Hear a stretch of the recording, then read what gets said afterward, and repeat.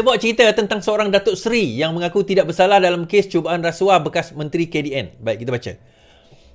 Datuk Seri mengaku tak salah kes rasuah 15 juta dikaitkan bekas Menteri KDN. Seorang ahli perniagaan bergelar Datuk Seri meminta dibicarakan di Mahkamah Session Kuala Lumpur pagi ini atas 4 pertuduhan rasuah yang menyebut nama bekas Menteri Dalam Negeri Hamzah Zainuddin. Sim Chotiam mengaku tidak bersalah atas 1 pertuduhan meminta dan 3 pertuduhan menerima rasuah membabitkan 15 juta yang kononnya berlaku 2 tahun lalu. Mengikut 4 pertuduhan rasuah, lelaki berusia 63 tahun itu dituduh melakukan kesalahan itu antara Jun dan 30 Julai sebagai dorongan untuk Hamzah yang ketika itu Menteri Dalam Negeri semasa pentadbiran PN untuk membantu Asia Coding Center Sdn Bhd bagi mendapatkan projek daripada agensi di bawah kementerian berkenaan. Sim dituduh meminta dan menerima rasuah daripada pengarah urusan Asia Coding Center Hip King Hong melalui seorang bernama Syed Abdul Zafran Syed Ahmad. Tertuduh didakwa melakukan di Solaris Dutamas. Pertuduhan didakwa mengikut Seksyen 16-A-B besar Akta SPRM dan dengan hukuman begitu. Selepas Sim mengaku tidak bersalah terhadap keempat tuduhan dibacakan, Hakim Rozaini menetapkan ikat jamin sejuta dengan seorang penjamin dan memerintahkan tertuduh menyerahkan pasport. Hakim juga menetapkan 14 Jun ini untuk sebutan semula. Pendakwaan dikendalikan oleh Timbalan Pendawa Raya Ahmad Akmar Arif. Baik. Adakah Hamzah Zainuddin akan kena dengan kes ini Okey, dia macam ni tuan-tuan. Dia kes ni bukan kes Hamzah sebab dia tak melibatkan Hamzah Zainuddin pun. Cerita dia tak sampai ke Hamzah. Dia cerita dia macam ni. YouTube tak ada suara? Oh, screen capture saya tak ada suara. Okey. Cerita dia macam ni, okey. Cerita dia apa yang berlaku adalah dalam peristiwa tersebut ada satu company, ada seorang ni telah minta Datuk Seri ni lah, telah minta sejumlah wang daripada satu syarikat iaitu dipanggil Asia Coding Center Sdn Bhd untuk beliau mengatakan dia boleh jumpa dengan kira macam duit pendahuluan lah, dia boleh rasuahkan Hamzah Zainuddin dengan jumlah yang disebutkan tadi, dan dengan itu maka dia telah didakwa di bawah Akta SPRM. Hamzah kena tak sebab dia tak sampai ke Hamzah lagi. Saya rasa lah, tak tahulah kalau lepas ni akan ada tidak, tapi dia tak sampai dekat Hamzah lagi. Jadi bila dia tak sampai dekat Hamzah lagi, so Hamzah tak kena-mengena, tak ada kena-mengena dalam ini cerita. Mungkin beliau dipanggil nak tahu cerita di saksi sebagainya kalau ada, tetapi berkemungkinan besar tak ada pun. Berkemungkinan besar tidak ada. Berkemungkinan besar kita kata dia just apa orang kata, yalah, dia nama dia disebut, tetapi dia melibatkan 2 company ataupun 2 individu tersebut yang mana boleh membawa kepada hukuman penjara dan juga denda juga. Jadi dalam hal ini berkemungkinan tidak ada isu ataupun Hamzah Zainuddin mungkin tidak akan dibawa di dalam pertuduhan-pertuduhan inilah. Baik, dan dalam masa yang sama juga bila kita bercerita tentang rasuah tuan-tuan, sebab itu saya kata rasuah adalah musuh nombor 1 negara, bukan dadah. Rasuah, dadah itu berlaku kerana rasuah itu berleluasa, kerana kita tak boleh nak halang rasuah itu, menyebabkan rasuah itu berleluasa. Baik, Malaysia rugi 4.5 trilion dalam tempoh 26 tahun akibat rasuah. Okey. Membuat anggaran kesan sebenar rasuah kepada masyarakat adalah tugas yang amat berat dan sukar. Kerana kesan yang mendalam, luas dan sistematik atas pelbagai sudut sosio-ekonomi seluruh negara. Bagaimanapun, anggaran konservatif sudah dapat memberi gambaran yang membuka mata dan menggegarkan jiwa. Sebagai salah satu cara untuk menganggarkan kerugian keuangan akibat rasuah dan ketirisan, Emir Research menggunakan pendekatan yang serupa dengan kajian Dreher, Kotsogiannis dan juga McCorrison pada tahun 2007. So, dalam kajian tersebut, mereka menjangkakan bahawa kesan Malaysia telah rugi dalam tempoh 26 tahun akibat rasuah ini berjumlah 4.5 trilion ringgit. Dan itu merupakan satu satu jumlah yang agak konservatif sebenarnya. Kerana 45 trilion itu bagi saya agak konservatif. Sebenarnya berkemungkinan dia lebih daripada itu. So rasuah ni bagaimana? Itulah saya cerita tadi kan. Kan kita baca Datuk Seri kan nak bayar 2 juta, nak bayar 3 juta semata-mata nak dapat projek dan sebagainya kan. Bayangkan 2-3 juta itu kita boleh gunakan untuk pelbagai projek pembangunan. Kita boleh gunakan untuk menaik taraf. Itu baru satu projek tuan-tuan. Yang projek lain minta puluhan juta, ratusan juta. Ada yang minta bilion pun ada. Dan ketirisan-ketirisan ini menyebabkan wang yang sepatutnya dibelanjakan kepada pembangunan, kepada infrastruktur, kepada kemajuan ekonomi dan sebagainya telah hilang. Itu yang pertama. Yang kedua, investor mula lari. Kan, the cost of doing business, dan this is not a secret, sebab itu kita ada Transparency Index oleh Transparency International ada buat satu indeks melihat bahawa Malaysia berada di kedudukan 60 antara middle lah yang teruk di dalam isu rasuah sebenarnya. Jadi perkara ini yang membebankan, yang menjadi bebanan kepada negara. So bila pelabur tak berani masuk ke dalam negara kita, impactnya juga kepada kita. Impactnya juga kepada kita. So perkara-perkara sebenarnya sebeginilah yang kadang-kadang tidak dikira.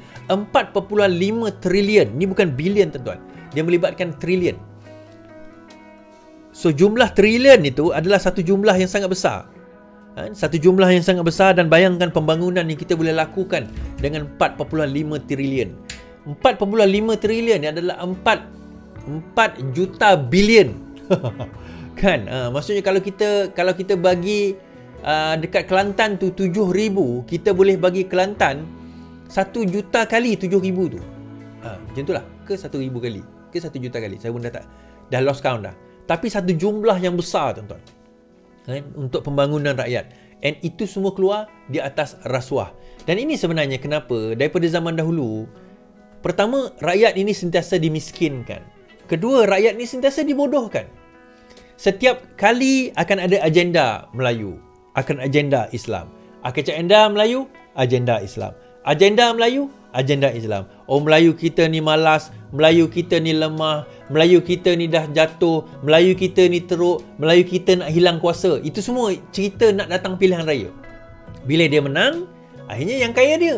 Kenapa cerita tersebut nak didedahkan ataupun nak di-amplify ataupun nak dibesarkan dalam tempoh pilihan raya? Supaya orang Melayu akan terus mengundi parti tersebut. Itu cerita dia. So dia akan ulang balik cerita yang sama, ulang balik cerita sama, ulang balik cerita yang sama. So cerita dia tak habis-habis tuan-tuan. Cerita dia tak habis-habis. Akhirnya yang untung siapa? Bukan rakyat, yang untung dia. Rakyat tetap macam tu. Ni Mahathir bawa cerita Melayu ni miskin, Melayu ni mundur, Melayu begitu, Melayu begini. Cerita yang sama. Tuan-tuan percayalah, benda yang sama dia cakap tahun 80-an. Saya ingat lagi. Walaupun saya kecil lagi masa tu, saya ingat benda yang sama. Benda yang sama dia cerita tahun 90-an. Benda yang sama dia ulang tahun 2000. Sehinggalah dia retire tahun 2004. Ini tahun 2023, dia ulang balik cerita yang sama, the old tune. Untuk nak apa tujuan? Tujuannya nak kekal relevan dalam politik, nak kekal berkuasa. Hakikatnya yang kaya raya dia. Yang kaya raya akhirnya orang-orang dia juga. So antara benda yang saya nak buat tuan-tuan, ni contohnya monopoli. Kesan monopoli. Monopoli juga adalah antara, walaupun dia projek apa orang kata masa itu penswastaan, tetapi penswastaan dia more kepada monopoli, still monopoli. So bila kedatangan kerajaan Pakatan Harapan, kerajaan perpaduan ini, antara perkara yang kita lakukan adalah pecahkan monopoli. Pecahkan monopoli. So mana-mana yang monopoli, kita nak supaya dia bantu rakyat. Antaranya Syed Mohtar. Dan juga tol. Kalau kita tengok, pembayaran kita menggunakan touch and go. Di Semenanjung, pembayaran mereka menggunakan touch and go. Touch and go siapa tuan-tuan? Hanya satu company. Dan sekarang ni touch and go dimiliki oleh Alipay, AliExpress. AliExpress apa? Jack Ma. AliExpress touch and go tu, oh ya ke is? Pergilah kaji. Walaupun adalah juga share-share company-company lain kat situ kan. Tetapi itu antara company yang besar. So sekarang ni, apa yang kerajaan sekarang buat, dia pecahkan. Tapi dia tak menafikan touch and go tu. Tetapi sekarang kita boleh guna. Bukan setakat touch and go, kita boleh guna pelbagai. Antara yang digunakan adalah 12 syarikat konsesi setuju laksana sistem pembayaran terbuka. Okey, Petaling Jaya sebanyak 12 syarikat konsesi bersetuju untuk melaksanakan sistem pembayaran terbuka bermula September ini. Beliau berkata antaranya adalah Duke, LDP, Sprint, Kesas dan Max. Kemudian NPE, Akleh, kemudian BKE, Jambatan Pulau Pinang dan Butterworth. Itu antara company-company yang telah bersetuju untuk nak pembayaran secara terbuka. Pembayaran secara terbuka ni macam mana? Pembayaran secara terbuka sekarang ini tak semestinya guna touch and go. Anda boleh guna debit card, anda mungkin boleh guna Grab, anda mungkin boleh guna Boost kalau ada dalam sistem tu lah. Tapi paling kurang anda boleh guna debit card atau credit card untuk membuat pembayaran. Menarik kan? Jadi sekarang ini tak terikat ataupun tak dimonopolisekan oleh satu company. It's open sekarang ini. Tadi ada saya sebut pasal monopoli ni juga. Antara yang monopoli kita sebenarnya apa tuan-tuan? TNB. Kan? Tapi TNB tu milik negara lah. Kita susah lah nak kurangkan. Bukan susah, boleh je dibuat. Dan pernah dibuat pun. Kita pernah ada IPP, Independent Power Producer. Tapi IPP tu akhirnya sekadar untuk nak mengkayakan kroni-kroni. Baik, kita tolak tepi. Tadi ada satu video dia kata, saya tengok kat TikTok kan, dia kata apa, ni sekarang ni nampak sangat Rafizi ni cuba nak menghancurkan bisnes Melayu. Disebut pasal TNB lah. Boleh pula dia nak suruh, dia nak spend 50 juta kepada solar di bangunan-bangunan kerajaan. Inilah dia cuba nak merosakkan apa orang kata bisnes-bisnes Melayu, iaitu TNB lah. Dia sebut TNB tu bisnes Melayu kan. Sama sekali baik, TNB tu open. Orang bukan Melayu pun beli saham dekat TNB. Tak sesi orang Melayu saja. Yang kedua, even TNB pun galak kan. Bila kita guna solar ini, 50 juta dia belanjakan itu, antaranya boleh masuk tender tu TNB lah. Orang lain pun boleh. Tetapi itu juga mengurangkan perbelanjaan apa tuan-tuan? Perbelanjaan bagi bangunan-bangunan kerajaan. Saya pernah pergi ke Putrajaya, bangunan Putrajaya tu. Saya pergi bangunan timbalan Perdana Menteri. Saya tengok daripada atas tu. Saya tengok dia punya apa orang kata, dia punya bumbung. So, saya pergi ke Kementerian Wanita, saya pergi ke Kementerian apa orang kata, Kementerian Kesihatan. Saya tengok daripada atas tu. Bila saya tengok atas tu kan, saya kata bumbung ni luas. Kenapa tak buat solar? Saya tanya macam tu. This is back in 2019 saya tanya. Lepas tu 2023 pun saya pergi itu. Saya tanya, kalau buat solar ni bagus ni. Betul-betul Rafizi dah buat. Rafizi dah buat. So, kalau kita nak tengok daripada segi kos tu, walaupun tak banyak, maksudnya 50 juta dia belanjakan, tetapi long run, biasanya solar ni boleh dia ada punya lifespan dia dalam lebih kurang 10 tahun dan dia boleh digunakan 20 tahun sebelum dia dah dihabiskan. Sekurang-kurangnya dalam 20 tahun itu dia boleh menjimatkan penggunaan elektrik di dalam bangunan kerajaan. Yang mana kerajaan Malaysia adalah antara employer yang paling ramai paling besar, the biggest employer in Malaysia adalah kerajaan Malaysia. Di mana pegawai dia lebih kurang 1 juta orang, more or less. 1 million pegawai dia. Jadi di Putrajaya tu sendiri, walaupun bukan semua pegawai kerajaan kat situ, tetapi sekurang-kurangnya dia akan dapat mengurangkan kos. Dan negara kita ni negara panas tuan-tuan. Kan? Dia ada kaedah. Mungkin dia tak guna fully solar, mungkin dia guna hybrid. Hybrid ni ada ketika bila dia sampai second stage, dia akan switch kepada solar. Ni kawan saya dekat Hulu Rajang, dia engineer. Rumah panjang dia pakai hybrid. Rumah panjang dia pakai hybrid. So dia hantar kat saya gitu. Dia kata, rumah panjang lain masa tu blackout, rumahku je ada elektrik. Alex Alex. Nama dia Alex. So dia kata, rumahku ada elektrik. So, macam mana kau buat Kau tunjuk. So dia tunjuk dia punya schematic, dia tunjuk punya plan, dia tunjuk macam mana dia guna, dia guna bateri dan sebagainya, dia beli solar panel dan sebagainya. So dia habis. Dulu dia kata, kalau dekat rumah panjang dia tu, dengan aircon dia berapa biji I think 3 biji kot. Dengan aircon, dengan dia punya peti sejuk, dengan TV dan sebagainya, mungkin dia spend around 300. 200 plus 300. Sekarang dia kata half or less than half dibayar kepada Sesco, SEB, Sarawak Energy Berhad.